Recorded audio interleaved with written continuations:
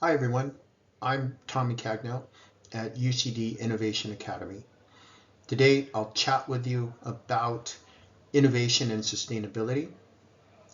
Before I get started, I want to thank Rebecca Walden for inviting me to have this chat with you. So today we'll look at sustainability as one of the main drivers of innovation. We'll give some background and then look at the three key mindsets that we try to instill in our students around sustainability and innovation. This is one of my favorite quotes from the life of Pi and applies to this discussion here. What I want to do is not overburden you with a bunch of facts and figures, but hopefully make you see higher and further and take a different look at innovation and how you think about innovation. First, a brief introduction of who we are. UCD Innovation Academy. We've been pioneering approaches in education since 2012. What's our mission? We provide transformational education experiences to prepare learners for challenges and opportunities of the 21st century.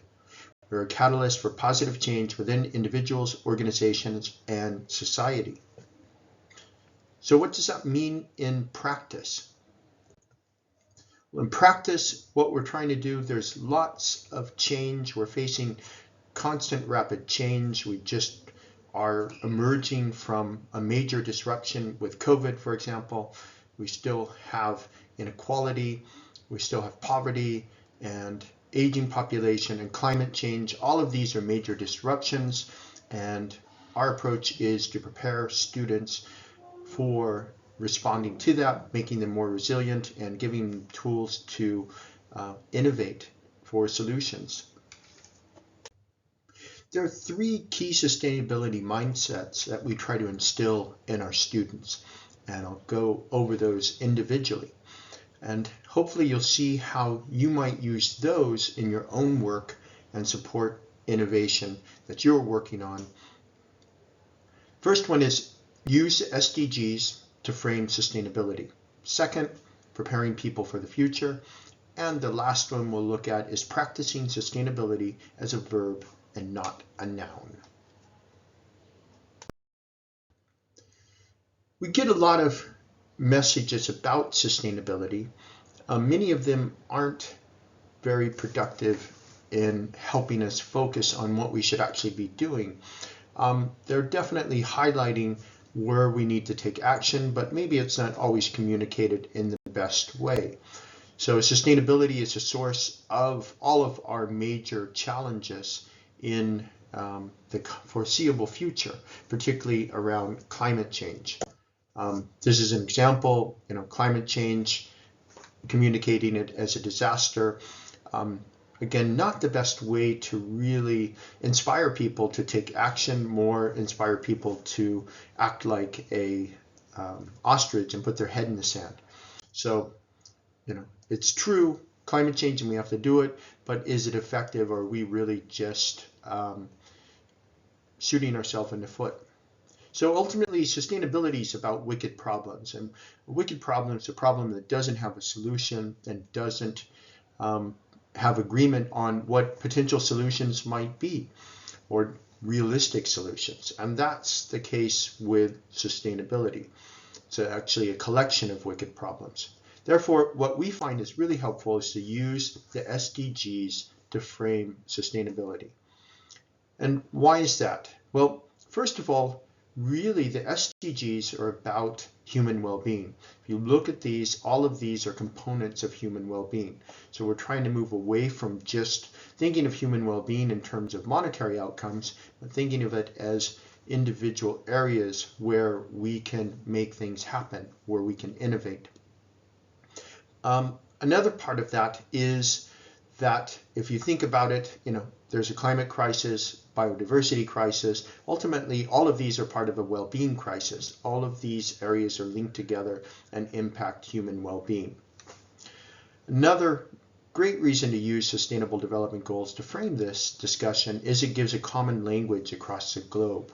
So sustainability years ago was very abstract and can still be abstract. And the nice thing about Sustainable Development Goals is it helps us focus in on specific areas where we can take action and we can look at. More and more, you start to see corporations report on Sustainable Development Goals, public and private institutions setting out their goals in terms of Sustainable Development Goals and prioritizing which ones they're going to look at. So this is why we use Sustainable Development Goals to help frame sustainability. So that was the first mindset, using SDGs to frame sustainability. And it brings us to our next one, preparing people for the future. We've all heard the age-old adage, give somebody a fish, feed them for a day, teach them to fish, feed them for a lifetime. That's the approach we take with innovation and sustainability. As discussed earlier, we're facing many challenges in our world that we need to respond to, that we need to innovate for. Therefore, just giving a single solution isn't going to solve the problem. Instead, how do we train people, prepare them to, respond to problems as they arise and as they are each unique or to a degree unique? That's a challenge that we look at. So the core competency, or one of our core competencies at the Innovation Academy that we instill in our students, is around design thinking. However, I've used design thinking quite a bit. I evolved it in my career. Initially, I didn't even know I was using it. I'd followed this method, and it generally worked well to create or manage innovation. And as my career progressed, I applied it in different ways. However, I was healthily skeptical because you start to see in the business management media and all this different media, touting how design thinking is so wonderful and solves all these problems. Was it dowsing or was it design thinking? What I discovered, the critical idea behind design thinking was it created creative confidence or creative competence, and this idea that everybody's creative, but they just needed the confidence to express that. And how do you build that confidence and help people get it out? And design thinking, it's a bit circular, and I'll show you that later, process, but design thinking is set up to do that. So part of building the creative confidence is instilling design mindsets or designer mindsets. And when we say designer, we don't mean an aesthetic design necessarily, but we're talking about problem solving, and that can apply to any type of problem, from sustainability to even engineering. So then there's the design thinking process. We'll take a quick look at that, and there's methods and techniques that fit into that. So all of this comes together to create creative confidence. As I said earlier, it's probably better to think of this more as a circular process, or at least not a linear process where you build up, because you do these steps not in particular orders, or they'll be in disjointed orders, or sometimes it's like repeating certain steps, and they connect in different ways and ultimately support the outcome of achieving that creative confidence. So we'll quickly look into some of these parts just to give you an overview and a basic understanding. There's really 6 key mindsets for designers. So the first one is reframing problems, and this is critical, that we're so used to seeing problems a particular way that we only see them that way. The idea that you drive and the stoplight comes on and you don't notice it and you just keep going. So reframing helps. There are techniques to do that. Plus, another way that we do that is having multidisciplinary teams work together, and everybody looks at it from different points of view and comes together, and that helps everyone reframe it out of their own, say, comfort zone or their own discipline. Curiosity. This is key. You just have to be curious. Want to discover, want to find solutions that help people. And so curiosity is really key. And then there's process orientation. And this links back to design thinking itself. There are clear steps in design thinking. So when you tackle one of these wicked problems, you always know you can rely on the process to help you understand what you need to do. And again, it's not a prescriptive process, and it gives you a recipe and you have to follow it exactly. It guides you. It's like a North Star, and it suggests that you should be doing certain things. Therefore, it's very applicable to any type of problem. The next mindset is storytelling.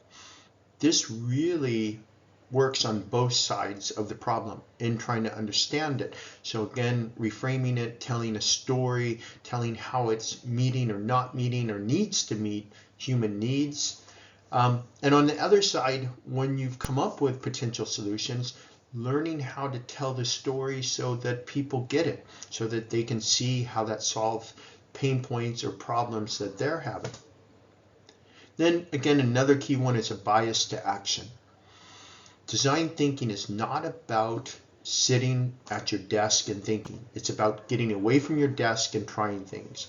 It's about talking to people, doing what you'll be exposed to in a minute, empathy, understanding what are their problems, what are their pain points. It's about trying things. So not waiting and doing giant, prototypes that are expensive, but okay, how can we move this idea forward? So bias to action is one of those key ones. And then there's asking for help or collaboration, and that's critical, because one of the important ideas to realize with wicked problems, with many of the problems we face today, even if they don't have a big, name like climate, change or climate crisis, is that they're so complex, no one discipline can solve them by themselves. So that's why this idea of collaboration, radical collaboration, some people call it, asking for help, is so important.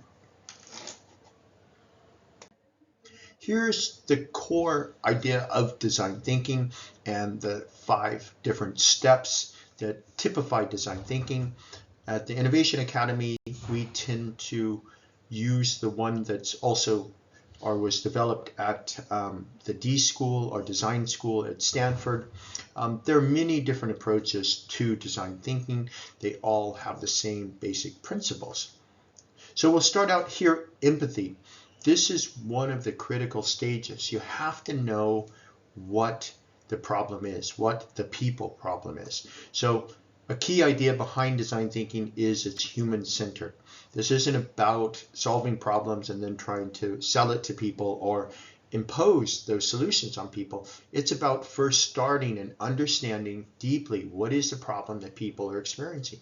What are the pain points? What can you, bring to help people? The next stage is define. So again, you collect lots of data, most of it collected firsthand, doing interviews, talking to people. How can you clearly articulate what is the problem that you're really looking to solve? So that's the define stage.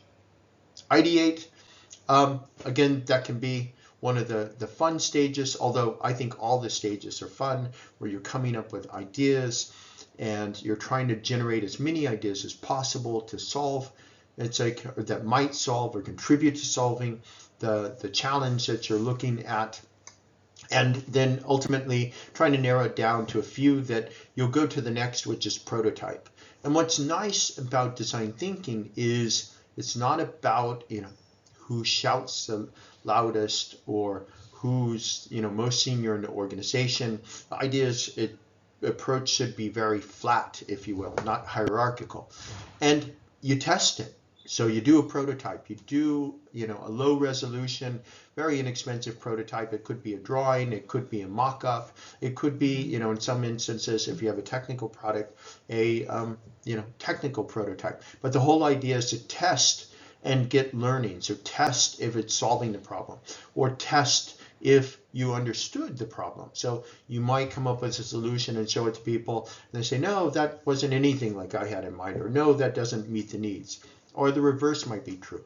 Again, the idea is it's like get out there and prototype it. And the next stage, which I've covered with video here is test. And I have a bad habit. I collapse test and prototype together. So prototype, you're building the prototype, and test, you're taking it out there and you're actually trying to see how does it meet. And then this circles back. You might need to do more empathy. You might discover actually you didn't define the problem correctly, and you might need to come up with new ideas. And this is called a design squiggle, if you will, like this. And that it's not, again, a linear process, but you're going back and forth. But the process guides you, and you know where you are in the process, and that keeps you from getting lost. And so that's the key.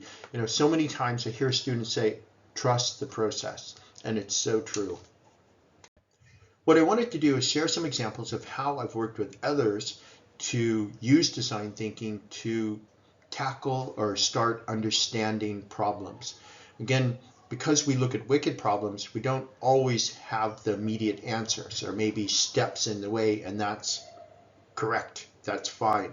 We don't need to come up with, you know, the final answer for everything or the only solution, and things change over time.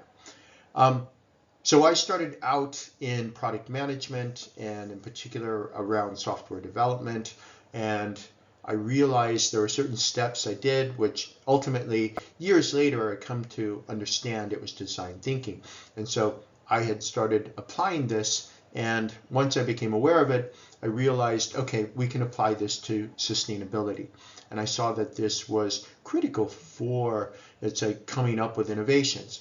So what you're seeing here is a class that I had. We worked with a small town in Pennsylvania, and the small town had a flooding problem, and they needed to get the residents engaged to help understand and ultimately come up with solutions to, it's like, address the flooding. Some of the solutions were residents would need to take actions or not take actions, such as, you know, cutting certain trees or aligning their gardens in particular ways. So the class we went to a elderly care home, and we interviewed the people, and we set up, you know, different techniques to help them understand the problem, and it was a form of empathy, if you will. So we worked with the mayor in the town, and again, what we were doing is trying to understand how does flooding, how could we use design thinking to address flooding. So one of the key outcomes from that, again, this is an ongoing issue, and one class, or even as we found 3 or 4 classes, wasn't going to solve this issue. Was this ongoing engagement helped to educate the stakeholders, the residents, and help to bring them along to at least search for potential solutions. And again, that's one of the core benefits of design thinking and empathy. It's not just about taking from others, but you're giving to them, and you're trying to bring them along with you to help get that solution. Here's another example from a different class. In this class, we worked with a large family dairy that aggregated from many small dairies, and they happened to be a supplier to Walmart. Walmart, believe it or not, has fairly strict requirements for suppliers, and requires them to address their carbon emissions. And this company, being family owned, hadn't really had to think about that before, and so the class went to help them. So we did deep empathy, again, going around the entire dairy and bottling area to understand, you know, what's happening. So understand how people are on the production line. Understand, you know, where were the waste bins? How were the waste bins getting used? Some of the students even did waste audits, so emptying out the bins, and it's like trying to understand what it was. Again, doing this deep empathy to get an overview of what was the problem, and then coming up and defining it. And, you know, there are different issues. The core problem was just the organization hadn't taken any steps to implement sustainability. And so over many years, we worked with them. This was one of the more recent years, and slowly they started to come along and understand the importance of sustainability and also have the capacity built to deliver sustainability.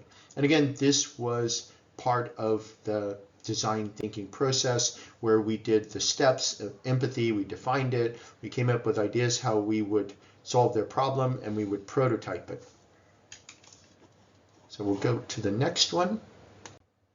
This was an example that the university where I was previously, we cooperated with a Norwegian university, and the students would go to India and do projects. So the challenge is at the right here, there was a river and it was being polluted by a living community at the left here, and the picture is intentionally bad because I didn't want to get pictures of the people. And the challenge there was no sewage services. So again, instead of sitting in the US or Norway, that the key idea was going out firsthand on the ground and understanding what the problems were. So it wasn't just understanding the problems in the community, but understanding the actual geography, understanding the municipality, how did they come into play in this, what are the different rules, and what are the different factors. So again, design thinking being applied on the ground, and it's like looking at coming up with solutions. For this, oddly enough, that it solved itself, that the municipality didn't communicate with anyone and ended up installing toilets in the area.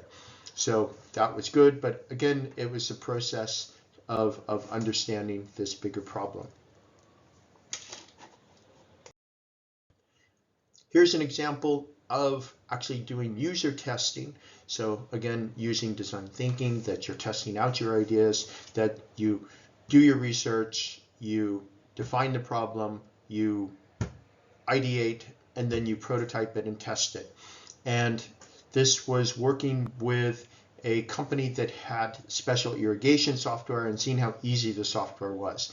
The whole idea is so many times that people just assume users are a particular way, whatever it is, if it's software or if it's healthcare or others. And what's critical is it's like testing it. You know, this cost us literally, you look on the center of the photo here, some cookies to test the ideas and see what it was. And this is a critical idea. So the last example I'll give you is actually don't be afraid to get your hands dirty, and prototyping and empathy, that may take a lot of different forms. So I worked for a company at one point in the UK, and I was head of sustainability. We acquired a division that picked up rubbish and recycling, and I knew nothing about it. And this is a key idea in design thinking also. Many times you won't know anything about it, but you need to do a deep dive on that. And one of the best ways is, doing empathy, watching people, see how it goes. So what I did is I rode around on grounds with the crew when they picked up the rubbish. So it gave me firsthand knowledge of what really happens. They had so much information, and that again, the people that are in control of things or being impacted by things have the best information. So again, doing the empathy and understanding, it's like what's really going on.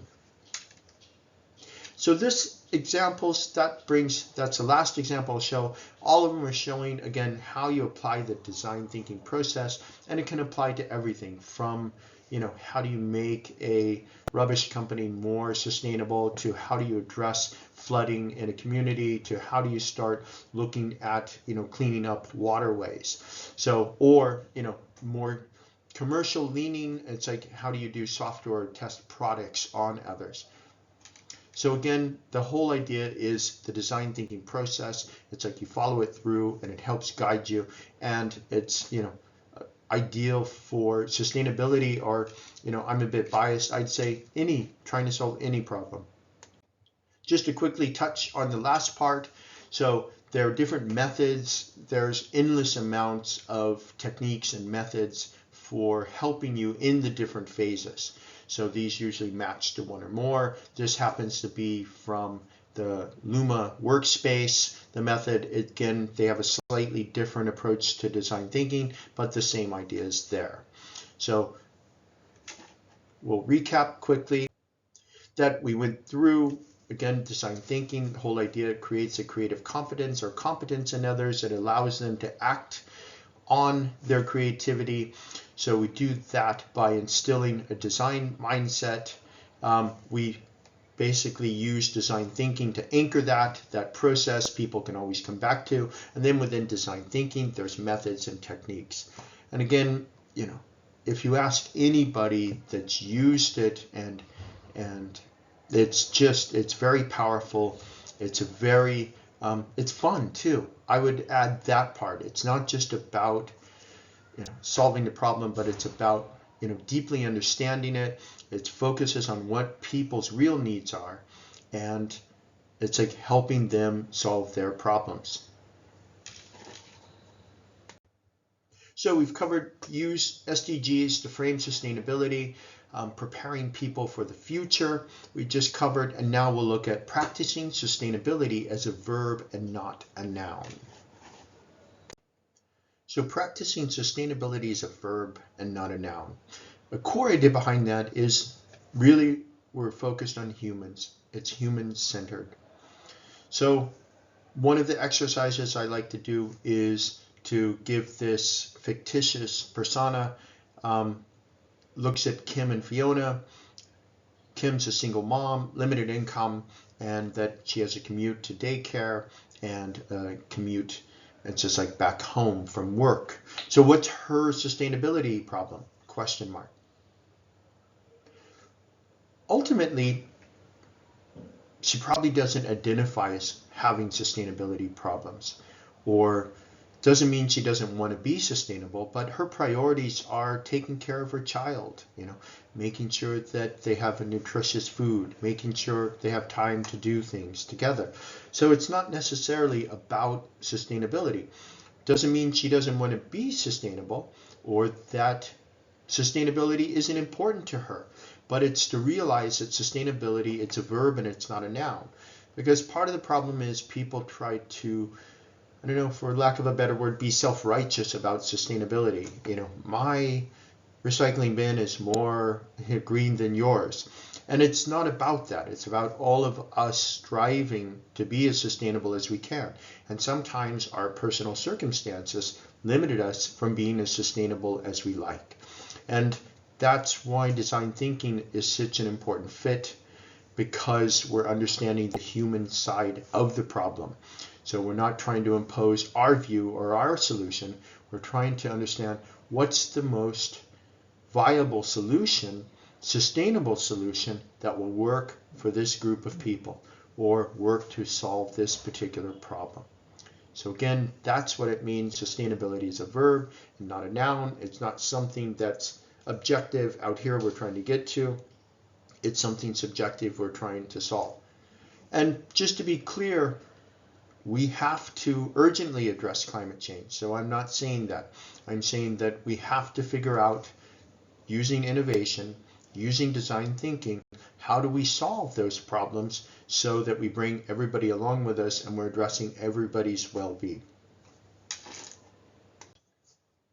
So this summer, we all know that in continental Europe, there were heat waves that for the most part, we didn't feel it, although we did hit a record high. Being originally from California and having lived with drought for many years, I don't think of as Ireland as being a dry country or having drought. We saw across Europe how there was drought impacting. What I was very surprised was that actually we were in drought.